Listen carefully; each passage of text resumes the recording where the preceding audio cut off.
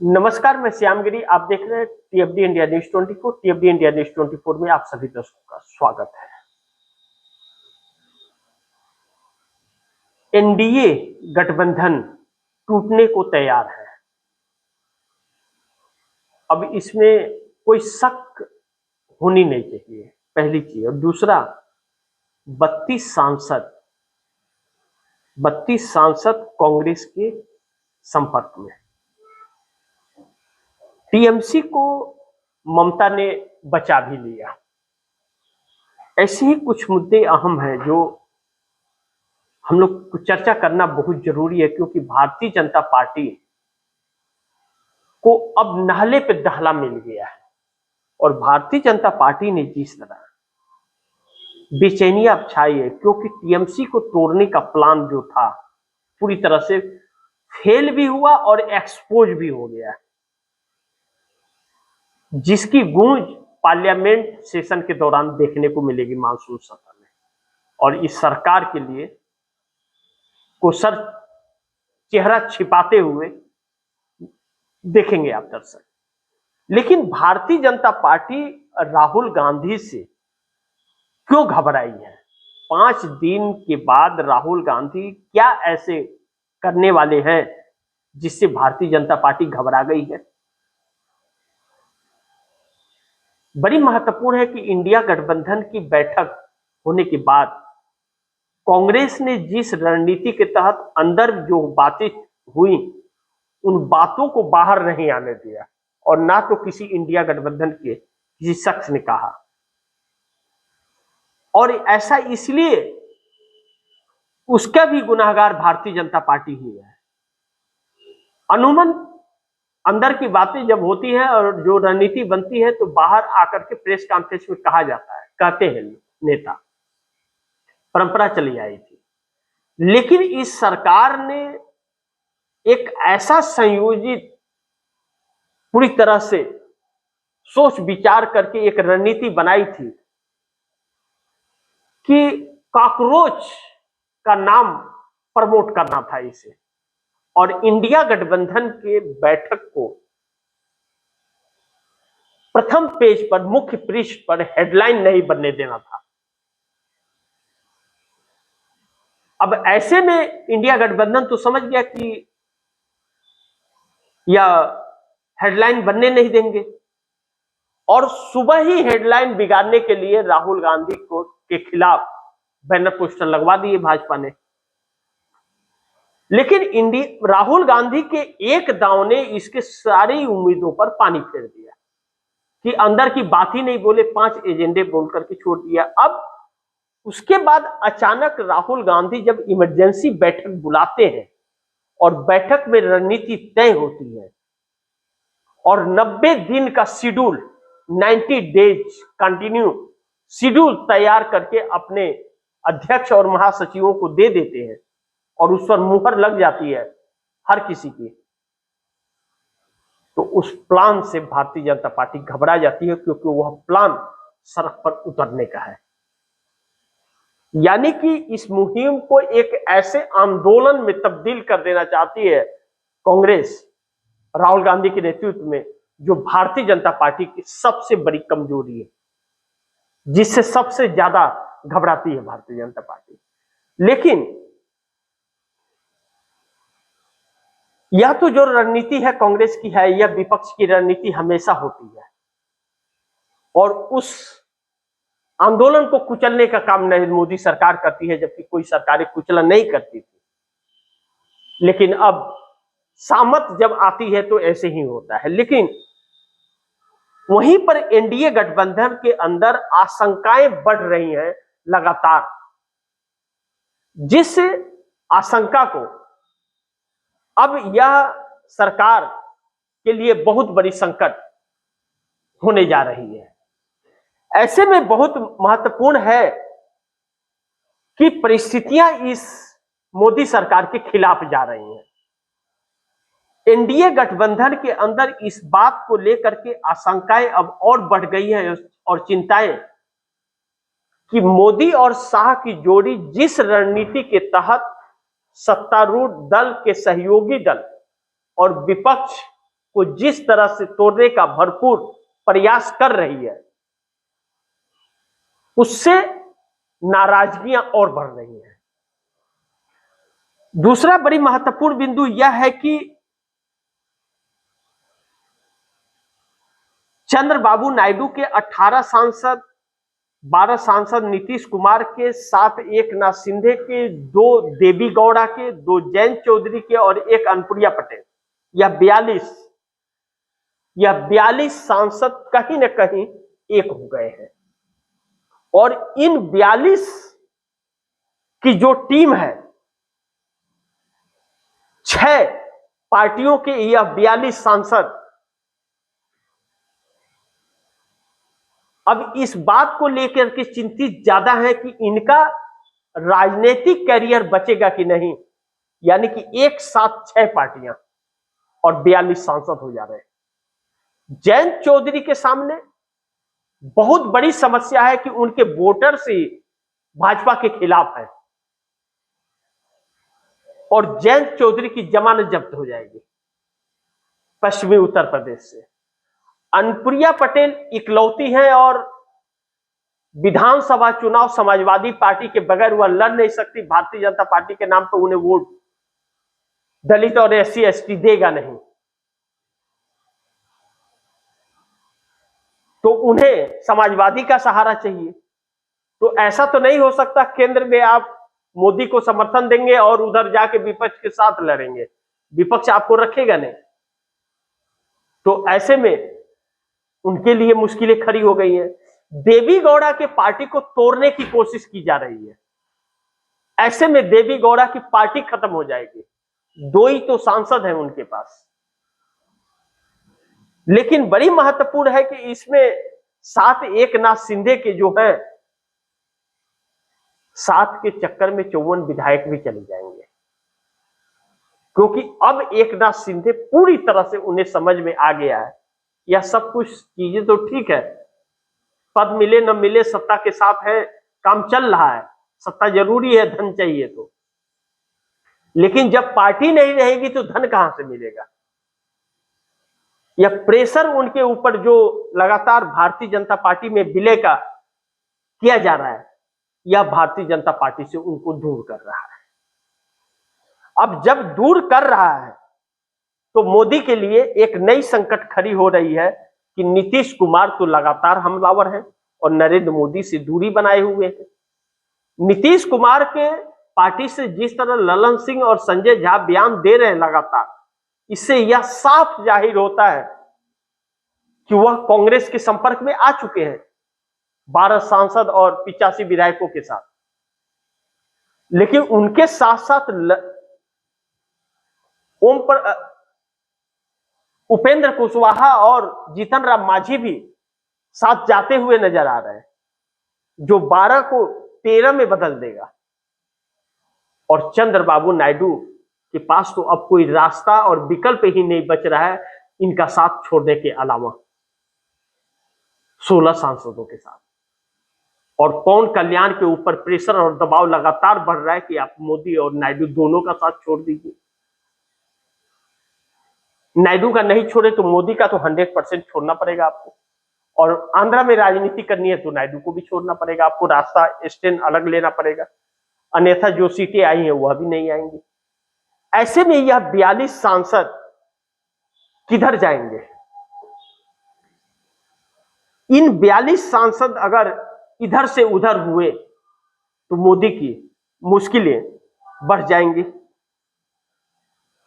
मोदी के लिए बहुत बड़ी समस्या यह खड़ी हो जाएगी कि इन 42 के वजह से सरकार गिर जाएगी, यह टेंशन है। और तोड़फोड़ की जो कोशिश की जा रही थी टीएमसी को, वह तोड़फोड़ की कोशिश भी नाकाम हो गई। अब ऐसे में बंगाल में ममता अग्नि परीक्षा से गुजर रही हैं, इस बात से इंकार नहीं किया जा सकता। लेकिन 60 एमएलए और 28 सांसद, 7 एमएलए और 28 सांसद एक हो पाएंगे या यह टूटे हुए नेता जुड़ेंगे, या यह बिखर जाएंगे। लेकिन इस वक्त तक जब हम लोग लाइव हैं कार्यक्रम में, इस वक्त तक परिस्थितियां यह है कि वह जुड़ रही हैं, टूटने के बजाय जुड़ती जा रही हैं, जो एक बड़ी जीत ममता बनर्जी की कही जाएगी। कोलकाता हाई कोर्ट से भी ममता बनर्जी को राहत बहुत मिल रहा है और उन बागी नेताओं के लिए संकट पैदा हो रहा है। टीएमसी का, पार्टी का जो संविधान है, उस संविधान को बगैर जाने भारतीय जनता पार्टी ने तोड़ने का प्रयास किया और उन नेताओं ने छोड़ के जाने का कोशिश किया। अगर जान लिए होते कि ममता की पार्टी टीएमसी का संविधान क्या है, तो फिर ऐसा नहीं किए होते। अब वह वापसी आते हुए नजर आ रहे हैं, जो भारतीय जनता पार्टी की उम्मीदों पर पानी फेर रहा है। भारतीय जनता पार्टी अपना बहुमत लोकसभा में जुटाना चाह रही है और जुटाने के चक्कर में वह गंवाती हुई 42 सांसद नजर आ रही है। ऐसे में बड़ी महत्वपूर्ण बिंदु यह है कि अब ममता बनर्जी कांग्रेस की शरण में है और पार्टी का विलय भी करने की एक बड़ी तैयारी है। पार्टी का विलय करती है तो 28 सांसद पूरी तरह से विलय करेंगे, लेकिन अब यह कहा जा रहा है कि 28 के साथ साथ कहीं ऐसा ना हो कि जयंत चौधरी भी जाए। कहा जा रहा है कि 32 सांसद ममता बनर्जी को मिलाकर के 32 सांसद कांग्रेस में शामिल हो जाएंगे।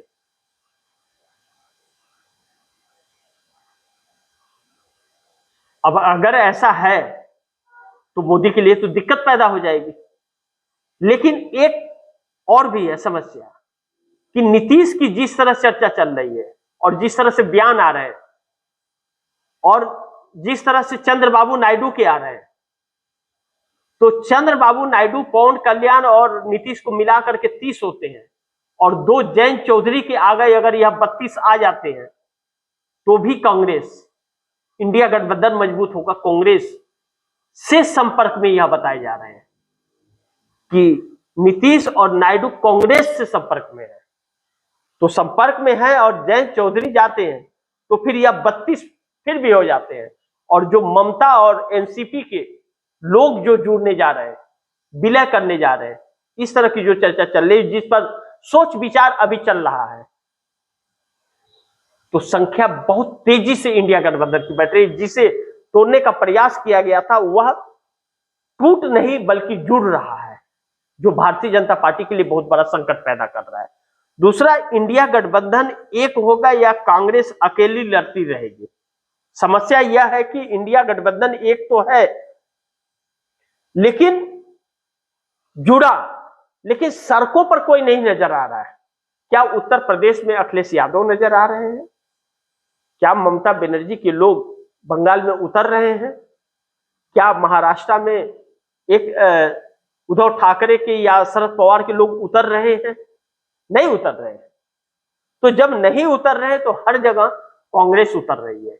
इसी को लेकर के राहुल गांधी ने बैठक बुलाई कि छोड़ो सबको, निकलो सड़क पर और लगातार सड़क पर देखो और प्रशासन को चुनौती देते हुए देखो, सरकार को चुनौती देते हुए देखो और ज्ञापन सौंपो। मांगे मनवा करके रहेंगे या सरकार गिरा के रहेंगे। यही बात नरेंद्र मोदी को खाई जा रही है। तोड़ने के चक्कर में वह जो बचे हैं उनके पास उसे भी नहीं जोड़ पा रहे हैं।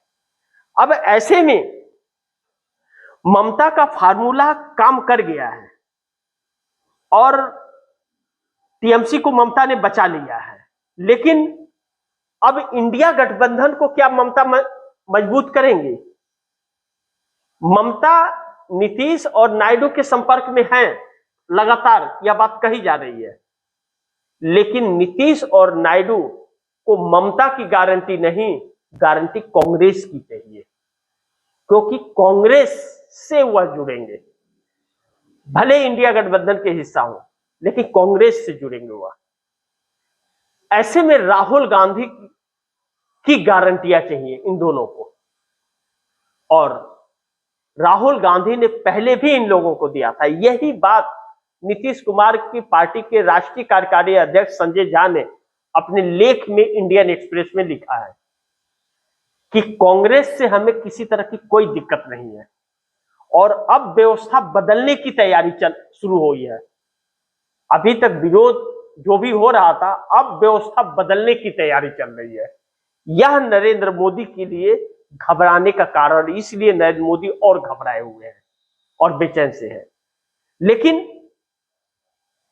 एनडीए के भी जो तैयारी में है, जो सांसद एनडीए के, वह एनडीए के सांसद 42 अब हमें नहीं लगता कि मोदी जोड़ पाएंगे, क्योंकि अब व्यवस्थाएं हाथ से निकल गई हैं। और कांग्रेस में संपर्क में जो है, कांग्रेस भी उन्हें अब निराश नहीं करेगी, हर संभव प्रयास जोड़ने का ही करेगी। यह नरेंद्र मोदी के लिए एक नई चुनौती होगी, अंदर भी और बाहर भी। अंदर घमासान और टूट फूट की संभावनाएं ज्यादा देखी जा रही है, और विपक्ष को तोड़ने के चक्कर में मजबूत कर बैठे हैं नरेंद्र मोदी।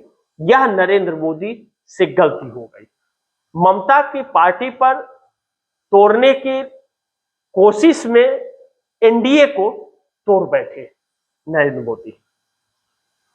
अब जिस तरह से समस्याएं इस देश के अंदर उलझ रही हैं, महंगाई हो, बेरोजगारी हो, या फिर घरेलू समस्याएं हो, शिक्षा, स्वास्थ्य या सुरक्षा हो, हर चीज में मोदी फेल है। लेकिन अभी भी यह सरकार लोगों को पाखंड में डालने का भरपूर प्रयास कर रही है। 90,000 सरकारी स्कूल बंद कर दिए गए और इन्हीं नेताओं के प्राइवेट संस्थान खोल दिए गए, और 3 लाख तकरीबन लघु उद्योग कंपनियां बंद करके लोगों को बेरोजगार कर दिया गया। और अब महंगाई और रॉ मटेरियल न मिलने की वजह से बची हुई कंपनियां बंद होने के कगार पर आ गई हैं। इस सरकार की गलत नीतियों से 100 करोड़ लोग गरीबी रेखा के नीचे जाने वाले हैं। सरकार का खजाना खाली है, कर्ज पर कर्ज ले रही है। आने वाली आपकी 2-3 पुश्तें मोदी के कर्ज को चुकाती रहेंगे, समझ लीजिएगा। इस हालात में नरेंद्र मोदी ने देश को ला करके खड़ा कर दिया है, और इससे कांग्रेस निकालना चाहती है देश को। बाकी देखते हैं क्या होता है। जो भी होगा, खबरें आप दर्शकों तक लाता रहूंगा। आप दर्शकों की क्या राय है, क्या सुझाव है, कमेंट बॉक्स में जरूर दीजिएगा। इस खबर को ज्यादा से ज्यादा शेयर कीजिएगा, अपने दोस्तों को भी कहिएगा आगे शेयर करें।